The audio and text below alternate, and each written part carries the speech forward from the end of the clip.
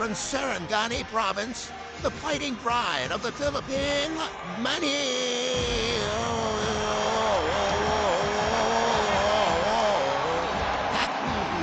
Pacquiao.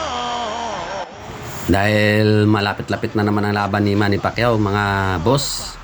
Ito, panoorin natin yung mga dati niyang laban, yung mga luma niyang laban pa.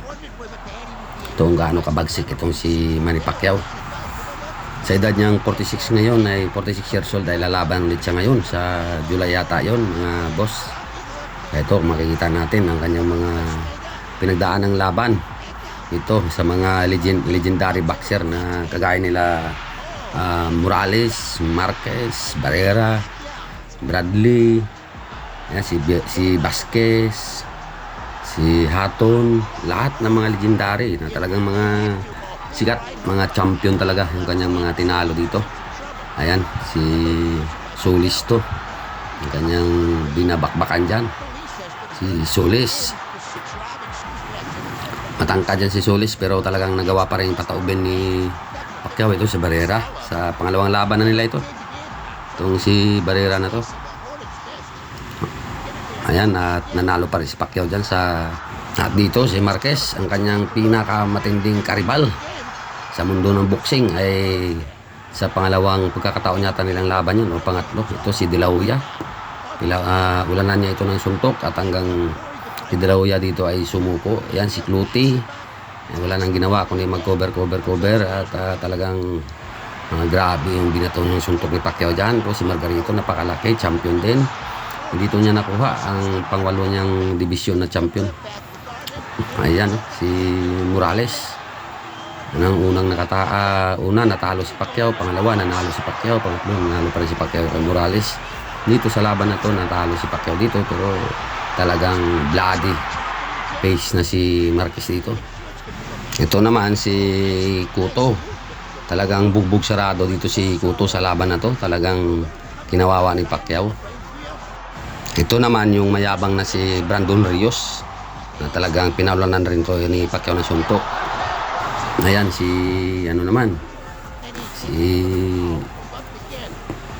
ito, talagang hindi ko na masyadong natatandaan yung mga nakalaban niya. Si ano yata yun, si Algieri.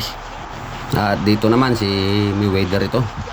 Ang kanyang ano dyan, kaya lang talagang matindi ang depensa, cover ni Mayweather doon. Ito si Morales.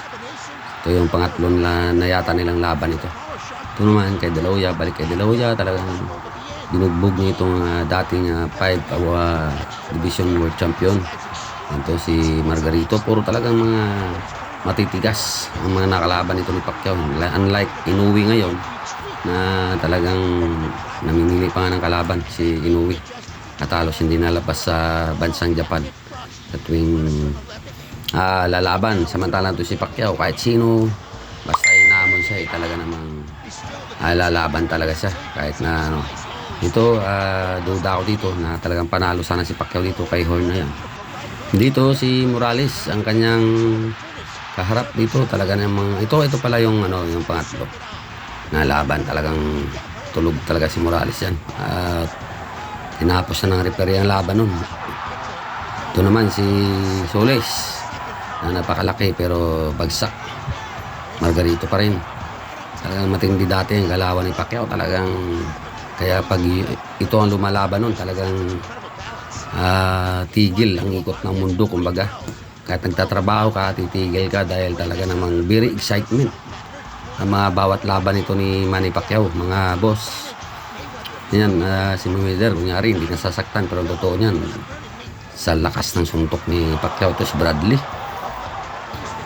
Talaga namang ito si Bradley ay nakaunang panalo to kay Pacquiao sa naging ano na desisyon, mukhang controversial decision ng araw. Algieri, pinabagsak, napakatangkad niyan. Gustong-gusto ni Pacquiao yung mga matatangkad na mga kalaban. Compare kay Marquez, talagang hirap na hirap sa kay Marquez. Pero patingin naman natin sa huli nilang laban, kung sa punto sana, kung di siya na bumagsak doon, ay panalo pa rin talaga sana siya. Kaya lang talagang na lucky punch ni Manny Pacquiao doon sa laban nila ni Marquez sa pinakahuli. At dito mga boss, muli nating balikan ang laban ni Manny Pacquiao dito kay Ricky Hatton ano, na talagang kampante na mananalo dito kay Pacquiao. Masyado nilang minalit ito ni Pacquiao doon sa kanilang kampo. Kasi nga ang coach dito ni Hatton ay si Floyd Mayweather Sr. Kaya ang tingin nila dito kay Pacquiao ay mahina lang daw at kayang-kaya daw ni Ricky Hatton. Kaya panoorin natin ang laban na ito mga boss. Kung paano ito na naging knockout of the year noong 2009. Trying to set the pace Hatton talking about, trying to be a different fighter. This is second fight under Floyd Mayweather Sr. and already a couple of shots to the body as he ties up Pacquiao. It fights in close. He's bottom Kurt a couple of times with that right hook coming in. I'll tell you who's going to be key in this fight is the referee. He's going to allow him to play into that scout to work into that midsection. Pacquiao working yard, taking the shots to the body. Dito nga ay pinipressure siya ni Hatton. Ang akala ni Hatton ay kayang-kaya niyang dalhin sa pressure at walang counter punch itong si Manny, pero nakahanda lagi yung kanan na pang counter ni Manny Pacquiao yung kanyang right hook. Kaya patuloy lang panoorin mga boss. So it'll be a different kettle of fish for Manny Pacquiao. Rich, you're exactly right. And not only that, there's lots of head movements, there's lots of feet movement, and the speed of but Pacquiao hurt loud. Sa laban na ito ay minaliit nila yung right hook ni Pacman dito ng kampo ni Hatton nila Floyd Mayweather Sr. Pero ito, ako makikita nyo, ang ganda ng movement ng footwork at saka yung nakaabang na right hook ni Pacquiao ay nandyan lang na handang sumalubong sa atake ni Hatton. At ang minamaliit niyang right hook, ito tumama na at napanakdown, bumagsak dito si Ricky Hatton sa unang pagkakataon dito sa laban nila ni Manny Pacquiao. Kaya binilangan na ito ng referee.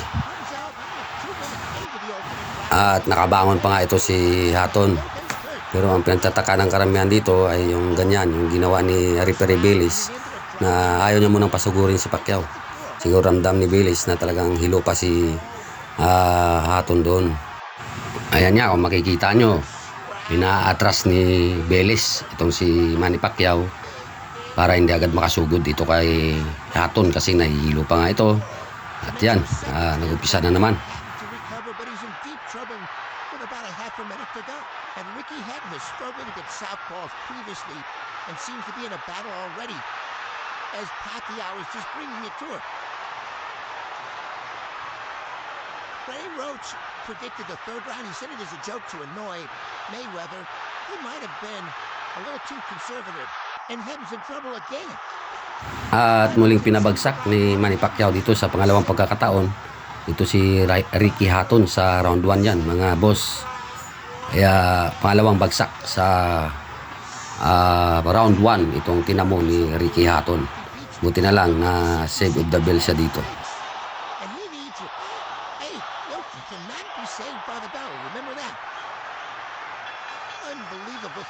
At natapos nga ang round 1 na dalawang beses na pabagsak itong si Ricky Hatton.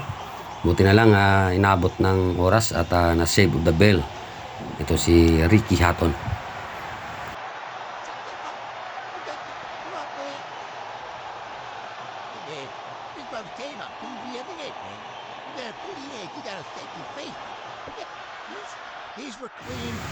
Dito sa slow-mo makikita nyo talagang sulit ang pasok ng right hook ni Pacquiao doon na dahilan upang bumagsak itong si Ricky Hatton. Talagang sentrong-sentro sa panga yung kanan na yun. Never been knocked down at 140 pounds.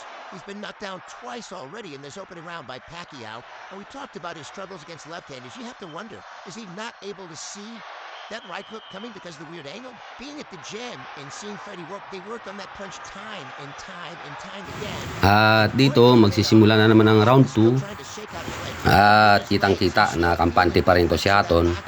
At iniisip niya pa rin na kaya niyang bumawi dito kay Manny Pacquiao. Hatton just went through the same thing Juan Manuel Marquez did. Pacquiao out to prove to the world that his victory over Oscar De La Hoya, no fluke. Kung inyong napapansin, parehas na parehas na pressure fighter ang dalawang yan mga boss. Hatton knocked Pacquiao off balance with that shot, but Manhattan he is still rocky. You know what's amazing too, Rich, is that all the damage was done with the right hand. There was a time when Pacquiao couldn't even touch it with the right hand. And that was knocking guys out, or knocked down, I should say, with the right hand. That's really come the last year or two as he gets rocked that time by Hatton. Well, with every succeeding year, he's become a more complete fighter. Now, let's not just completely write out Ricky Hatton yet, because you remember the Marquez fight. After the spectacular first round of the Marquez fight, for Pacquiao, Marquez dominated the rest of the bout. And you brought up a very good point, Rich, because a lot of guys think, he can't be that fast. He doesn't get that boy until you're in there and you feel the power, and wow, it is a wake-up bump. And I know the great boxing announcer Jim Lampley has said many times that our Ricky Hatton, no fighter fights a full 3 minutes of every round like Hatton does, but Pacquiao, not phased at all, commit to the pumping blood plans again. Third Ricky Hatton's style seems to play in perfectly into the hands of Manny Pacquiao, the new Manny Pacquiao. What's up? Get up, Ricky. Now, Ricky he needs to get through the second round and get himself together. He's got no rhythm at all right now. Anything he may have learned under Floyd Mayweather is completely out the window, right? And that was what his trainer, Manny Pacquiao's trainer, Freddie Roach, said. You can talk about a new Ricky Hatton and a different style, but once he gets hit, he's going to revert to what he's always been as he takes another left hand to the head. And there's no defense for a chin. Your chin is what it is, and when you're taking hurts out to Manny Pacquiao. Well, Hatton got one in there. The Pacquiao answers back. But he's getting outscored 5-1, Hatton. The counterpuncher, and here comes again a Pacquiao. The combination's doing damage on Hatton. And Ricky Hatton right now seems to be in survival mode as we get to the final 30 seconds of the second round. Needs to get to his corner just to catch his breath.